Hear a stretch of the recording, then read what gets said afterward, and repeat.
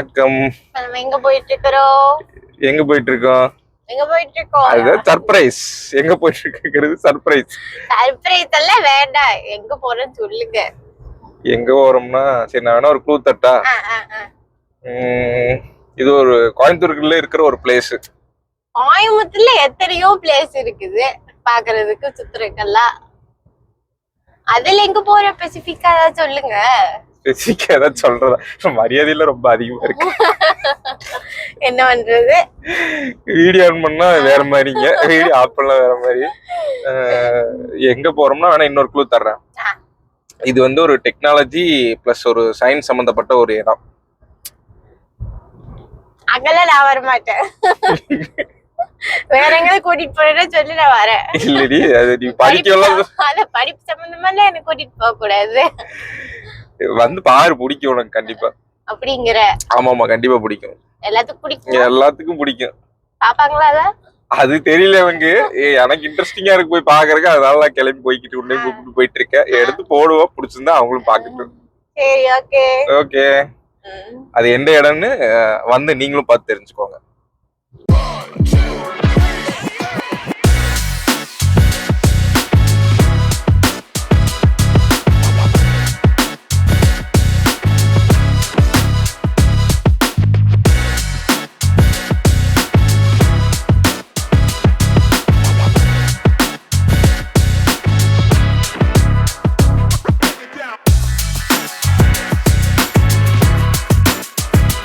Benz first கண்டுபிடிச்ச motor வேகன் replica.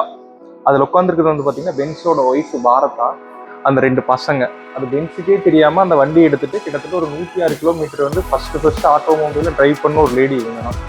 ஆனா உள்ள உட்காந்துட்டு இது எப்படி டோரை இழுத்து சாட்டுவாங்கன்னு தெரியல. ஒரு குச்சி வச்சுக்குவாங்களா என்னன்னு தெரியல. அது எப்படி டோர் அங்க இருக்கு, உட்கார சீட் பார்த்தீங்கன்னா கீழே இருக்கு. அங்க பாத்தீங்கன்னா உங்களுக்கு தெரியும் இது எப்படி சாட்டுவாங்கன்னு தெரியல. ஆனா பாக்குறதுக்கு சூப்பரா இருக்கு வண்டி. இப்போ நம்ம நிற்கிற வண்டி பார்த்தீங்கன்னா வந்து ரொம்ப ஸ்பெஷலான வண்டி. இன்னைக்கு கோயம்புத்தூர் டு பழனி உடுமலைப்பேட்டை அந்த ரூட்டில் வந்து பல வண்டி ஓடிட்டு இருக்கலாம். ஃபஸ்ட்டு ஓடின வண்டி இந்த வண்டி தான். இது கிட்டத்தட்ட ஒரு 10 லைட் இருக்கு. ஒரு லைட் எரியுறதுக்குள்ளே நம்மளுக்கு நாக்கு தள்ளி போயிடும் போல. இது ஒரு மாதிரி ஒரு சின்ன எக்ஸசைஸ் மாதிரி வந்தீங்கன்னா ட்ரை பண்ணி பாருங்க, நல்லா இருக்கு. ஒரு ரீசெண்டான பழைய ஃபோன்ஸ் இருக்கு இல்லையா, அந்த மாதிரி ஃபோன்ஸ்லாம் வச்சுருக்காங்க. ₹1 காயின். இது ஸ்கூல் படிக்கும்போது ₹1 காயின் போட்டு இதில் பேசிகிட்டு இருந்தேன். இங்கே இருக்கிற ஃபோன்ஸ் எல்லாமே வந்து பார்த்தீங்கன்னா நான் காலேஜ் டைமில் யூஸ் பண்ணதான், இந்த நோக்கியா ஃபோனு, இந்த டச் ஃபோன் எல்லாமே. அது பழசாயிருச்சா இல்லை எனக்கு வயசாயிடுச்சுன்னு தெரியல. ஆக்சுவலாக நீங்கள் இப்போ இங்கே பார்க்குற பைக் தான் வந்து ஜிடி நாயுடு ஃபஸ்ட்டு வாங்கின பைக். ஆக்சுவலாக இது கோயம்புத்தூர்லேயே 3வது வண்டி. அதனால தான் வந்து பார்த்தீங்கன்னா C03 அப்படின்னு சொல்லி இந்த பைக் ரெஜிஸ்டர் பண்ணியிருக்காங்க. இதாக ஒரு தோட்டத்தில் 1910 வேலை பார்த்துட்டு இருக்கும்போது லேண்ட் ஸ்க்ரீன் அப்படிங்கிற ஒரு வெள்ளைக்கார் யூரோப்பியன் வந்து இந்த வண்டியில் போயிருக்காரு. அப்படி போகும்போது இந்த பைக்கை பார்த்து அவர் கொஞ்சம் சீமண்ணையும் ஒரு கிளாத் இருந்தால் கேட்டிருக்காரு. அவரு ஜிடி நாயுடு அதை கொடுத்துருக்காரு. அப்போ ஃபர்ஸ்ட் இந்த வண்டியை பார்த்துருக்காரு. ஒரு விஷயம் வந்து எப்படி எந்த பிசிக்கல் எஃபோர்ட்டுமே இல்லாமல் அது தானாக நகர்ந்து போகுங்கிற அப்படிங்கிற கியூரியாசிட்டி அவர் நைட் ஃபுல்லாக தூங்கவில்லை. இந்த பைக்காக வந்து பார்த்தீங்கன்னா ஜிடி நாயுடு களங்கல்லேருந்து கோயம்புத்தூர் வந்து கோயம்புத்தூரில் ஒரு ஹோட்டலில் ஒரு 2 இயர்ஸ் ஒர்க் பண்ணி 300 ஏர்ன் பண்ணி அந்த யூரோப்பியன்ட்டு கொண்டு போய் கொடுத்து இந்த பைக்கை வாங்கியிருக்காரு. இந்த பைக் வந்து பார்த்திங்கன்னா சாதாரணமாக அப்படி கடந்து போயிட முடியாது. இந்த பைக் அவர் வாங்கி இது எந்த ஃபிசிக்கல் எஃபர்ட்டுமே இல்லாமல் எப்படி இயங்குது அப்படிங்கிற அந்த க்யூரியாசிட்டி தான் அவரோட தேடலுக்கான முழு முதற்புள்ளியாக இருந்திருக்கு.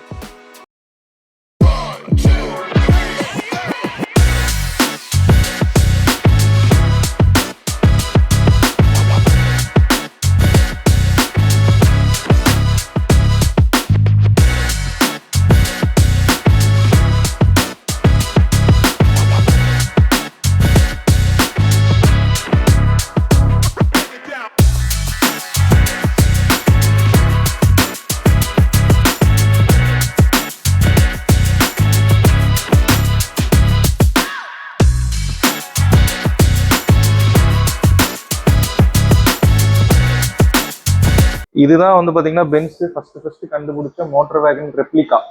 அதில் உட்காந்துருக்கிறது வந்து பார்த்தீங்கன்னா பென்ஸோட ஒய்ஃப் பாரதா, அந்த 2 பசங்க. அது பென்ஸுக்கே தெரியாமல் அந்த வண்டி எடுத்துட்டு கிட்டத்தட்ட ஒரு 106 கிலோமீட்டர் வந்து ஃபர்ஸ்ட் ஆட்டோமொபைல டிரைவ் பண்ண ஒரு லேடி இவங்க தான். இந்த கார் வந்து இன்னும் இருக்கு. ஆக்சுவலாக இங்கே பார்த்தீங்கன்னா தெரியும், இது வந்து பென்ஸ் ஒய்ஃபோட ரெப்ளிகா. அந்த கார் ஆக்சுவலாக இது இன்னும் ஓடுதுன்னு சொல்றாங்க. எப்படி இந்த ஓட்ட கொடுக்க மாட்டாங்கன்னு நினைக்கிறேன். ஆனால் நல்லா இருக்கு பார்க்கறதுக்கு ரொம்ப. இது எப்படி இந்த காருன்னு சொல்றாங்கன்னு தெரியல. அதான் ஸ்டேரிங்கு கிட்டத்தட்ட 1 பிஹெச்பி பவரு, 9 கிலோமீட்டர் டாப் ஸ்பீடுன்னு நினைக்கிறேன் இந்த வண்டி. இது எதுல ஓடும்னு தெரியல.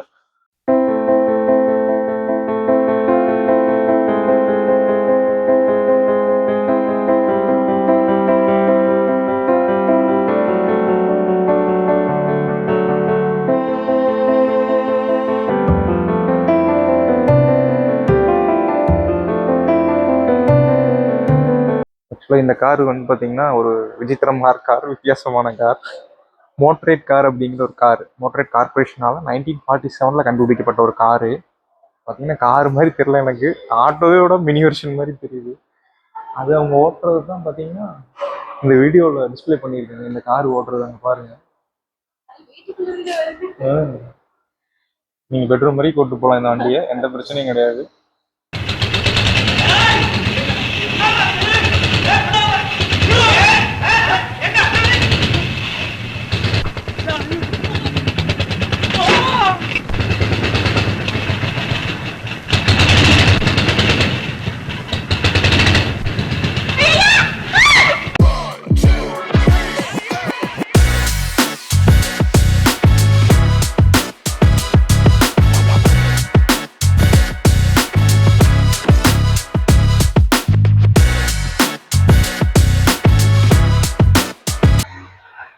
ஆக்சுவலாக இங்கே இருக்கிற கார் தான் வந்து இந்த மியூசியம்ல என்னோட ஃபேவரட்டான காரு. இதில் ஒரு பர்த்டே பார்ட்டியே கொண்டாடி இருக்காங்க.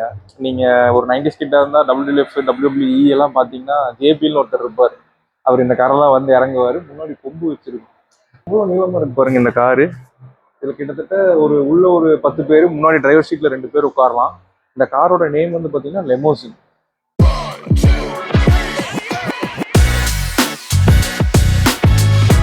கார் வந்து பார்த்தீங்கன்னா BMW சேட்டை, சேட்டை அப்படின்னு சொல்லி ஒரு காரு. இந்த கார் வந்து பார்த்தீங்கன்னா 1955 ஒரு 10,000 யூனிட்ஸ் மட்டும் ப்ரொடியூஸ் பண்ணியிருக்காங்க. இப்போ நம்ம சொல்கிறோம் BMW வந்து ரொம்ப லக்ஸரி வண்டி, பயங்கரமாக பார்க்கவே செம்மையாக இருக்குது அப்படின்னு சொல்லி. அந்த காலத்தில் இந்த வண்டி பார்த்தீங்க எப்படி இருக்குது, BMWட வண்டி 2 சைடு டோர் கிடையாது, ஃப்ரண்ட் சைடு தான் டோரு. இதை ஓப்பன் பண்ணி இப்படி தான் ஃப்ரண்ட் சைடு தான் போய் உள்ள போகிற மாதிரி இருக்குது. இதுதான் அந்த வண்டியோட யூனிக்னஸ். ஆக்சுவலாக இந்த மாதிரி வண்டி நான் என் வாழ்க்கையிலும் இது வரைக்கும் நான் பார்த்ததே இல்லை. சைடில் டோர் தான் பார்த்துருக்கேன். ஃப்ரண்ட் பானட் இருக்கு இல்லையா, அதை திறந்து போய் உள்ள உட்காரணும். இன்ஜின் எங்கே இருக்குன்னு தெரியல. இருக்கு இன்ஜின் பின்னாடி இருக்கும் போல, ஆனால் ஆக்சிலேட்டர் பிரேக்லாம் முன்னாடி தான் வச்சிருக்காங்க.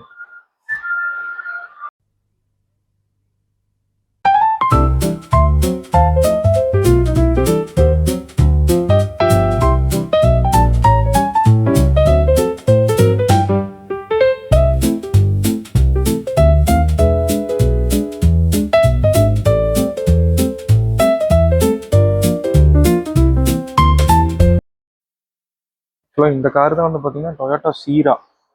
இயர் ஆஃப் ப்ரொடக்ஷன் வந்து 1991. நம்பர் ஆஃப் ப்ரொடியூசர் வந்து 15,500. ஆக்சுவலாக இது என்னன்னா 1500cc இன்ஜினு, 120 பிஹெச்பி பவரு எல்லாமே ஓகே. இப்போல்லாம் நம்ம வந்து நிறைய சொல்லிட்டு இருக்கோம் டிசைனு, கஸ்டமைஸ் பண்ணுறது, கார் வந்து ரொம்ப மாடர்ன் காஸ்ட்லாம் வந்துச்சுன்னு. ஆனால் அந்த காலத்துலேயே வந்து பார்த்தீங்கன்னா பட்டர்ஃப்ளை டோர்லாம் வச்சுருக்காங்க. பார்க்குறதுக்கு நல்லா தான் இருக்குது. இந்த படையப்பா படத்தில் ரமேஷ் வந்து இறங்கும்போது எவ்வளோ கெத்தாக இருந்தது. ஆனால் உள்ள உட்காந்துட்டு இது எப்படி டோரை இழுத்து சாத்துவாங்கன்னு தெரியல. ஒரு குச்சி வச்சுக்குவாங்களா என்னன்னு தெரியல. அது எப்படி டோர் அங்கே இருக்கு, உட்கார சீட் பார்த்தீங்கன்னா கீழே இருக்கு. அங்கே பார்த்தீங்கன்னா உங்களுக்கு தெரியும். இது எப்படி சாத்துவாங்கன்னு தெரியல. ஆனால் பார்க்கறதுக்கு சூப்பராக இருக்கு வண்டி.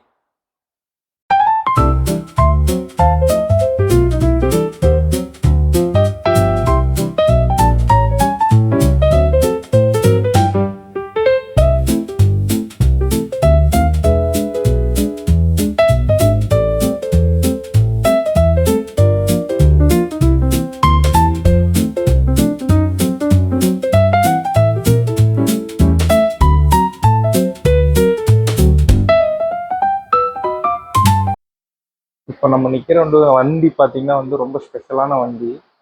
இன்னைக்கு கோயம்புத்தூர் டு பழனி, உடுமலைப்பேட்டை அந்த ரூட்டில் வந்து பல வண்டி ஓடிட்டு இருக்கலாம். ஃபஸ்ட்டு ஓடின வண்டி இந்த வண்டி தான். இது வந்து பார்த்தீங்கன்னா பெட்ரோலோ டீசலோ கிடையாது. ஃபஸ்ட்டு ஸ்டீம்டு இன்ஜின் வந்து இது. இதில் கிட்டத்தட்ட ஒரு 30 பேர் ட்ராவல் பண்ணலாம். பார்த்தா இதுவே ஒரு டிஃப்ரெண்ட்டாக ஃபீல் ஆகுது. பயங்கரமாக இருக்குது பஸ்ஸு. இது மேனுஃபேக்சர்டு பை செவர்லெட்டால் மேனுஃபேக்சர் பண்ணப்பட்ட ஒரு வண்டி. நல்லா இருக்குது வண்டி, குவாலிட்டியாக இருக்குது பார்க்குறதுக்கு எல்லாமே. இன்றளவும் அன்னைக்கு எப்படி இருந்துச்சோ அதே மாதிரி மெயின்டைன் பண்ணுறாங்க நல்லா.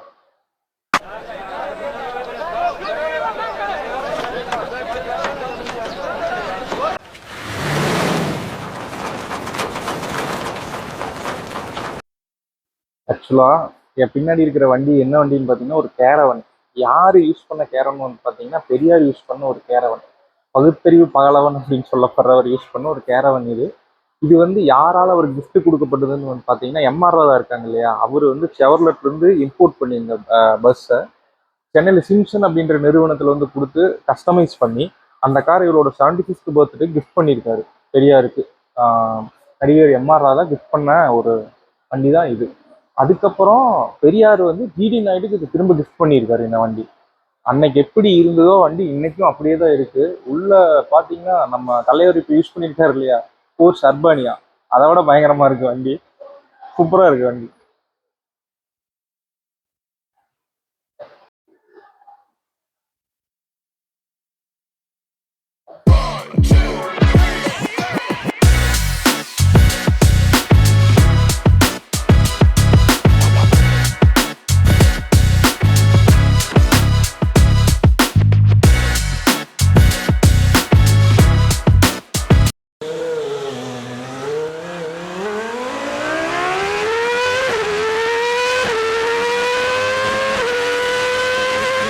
F1 கார் ரேஸ் இருக்கு இல்லையா, மீட் த பிட் க்ரூ அப்படின்னு சொல்லி போட்டிருக்காங்க. அந்த F1 கார் ரேஸோட பிட் ஷாப் ஒரு செட்டப் மாதிரி பண்ணியிருக்காங்க. இது பிட் க்ரூ அப்படின்னா என்ன, பிட் ஷாப்னா என்னன்னு பார்த்தீங்கன்னா உங்களுக்கு ஆப்வியஸ்லி எல்லாமே தெரிஞ்சிருக்கும். ஒரு குறிப்பிட்ட செகண்ட்குள்ள வந்து 4 டயர்ஸையும் ப்ளஸ் வந்து ஏரோடைனமிக்ஸ் எல்லாம் சின்ன சின்ன ப்ராப்ளம்ஸ் தான் இருந்தால் அதையும் சேஞ்ச் பண்ணுறது வித்தவுட் லூசிங் த பொசிஷன். இதுதான் வந்து பிட் க்ரூவோட வேலை. ஆக்சுவலாக வந்து ரெட்புல்லோட பிட் க்ரூ இருக்கு இல்லையா, 1.92 செகண்ட்ஸில் 4 டயரையும் சேஞ்ச் பண்ணி வேர்ல்டு ரெக்கார்ட் பண்ணியிருக்காங்க. இதுதான் இப்போ இன்னைக்கு வரைக்கும் வேர்ல்டு ரெக்கார்டு. இன்னொன்று வந்து பார்த்தீங்கன்னா இந்த டயர்ஸ்லாம் வந்து பார்த்தீங்கன்னா 1950ஸ்க்கு முன்னாடி காட்டன் ஃபேப்ரிக்கால பண்ணப்பட்ட டயர்ஸ் தான் வந்து யூஸ் பண்ணியிருக்காங்க. லேட் 1950ஸ்ல தான் வந்து பார்த்தீங்கன்னா இந்த நைலான் டயர்ஸ் எல்லாம் வந்து இன்வென்ட் பண்ணப்பட்டது. இது வந்து எப்படின்னு எனக்கு தெரியல. இது வந்து பார்த்தீங்கன்னா கிரிப்பே கிடையாது. இதுக்குன்னு ஸ்பெசிஃபிக்காக தனியாக ரோடு அது ஏதாவது போடுவாங்களா, அது எப்படின்னு எனக்கு தெரியல. உங்களுக்கு தெரிஞ்ச கீழே கமெண்ட் பண்ணுங்க.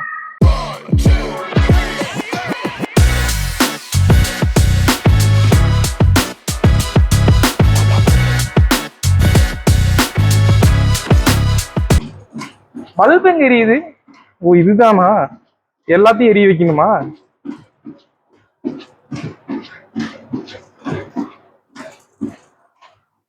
இந்த மிஷின் வந்து பாத்தீங்கன்னா automatic phonographic machine made by GD Naidu. GD நாயுடுனால பண்ணப்பட்ட ஒரு போனோகிராபிக் மிஷின் தான் இது. இது வந்து பாத்தீங்கன்னா போனோகிராபிக் மிஷின் என்னன்னு எனக்கு தெரியல, ஆனா இது பாட்டு பாடுன்னு நினைக்கிறேன். இதுல வந்து பாத்தீங்கன்னா கந்தன் திறனை, பச்சை கிளி முத்துச்சரம் அப்படின்னு சொல்லி நிறைய இதெல்லாம் எழுதி வச்சிருக்காங்க. 50